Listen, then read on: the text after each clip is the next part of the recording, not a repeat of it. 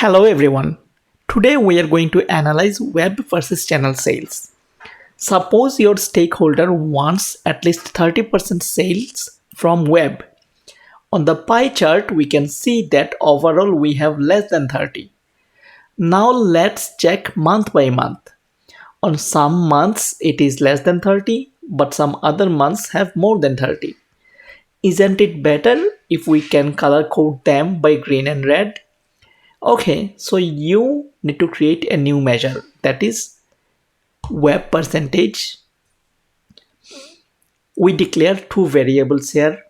First one is web quantity, where we will filter the quantity by web. Second variable will be total quantity. Here we are going to remove any filter based on channel names.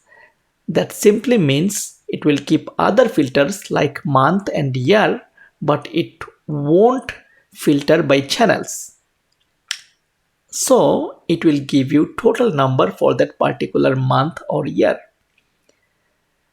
Now return divide web quantity by total quantity. That's it. We can check our new measures by dragging it into a table. It is time to create the color measure. Very simple logic. If web percentage is less than 0.3, then red. Other than that, green. You can also use color codes instead of names, whatever is suitable for you. And here comes our last part. Go to table, right click on the value. On the conditional formatting, choose background. On the format field, select value and choose our measure, that is the color measure.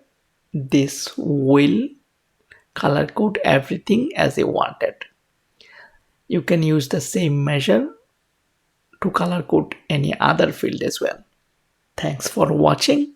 If you have any question, feel free to ask me in the comment section. Like and subscribe my channel.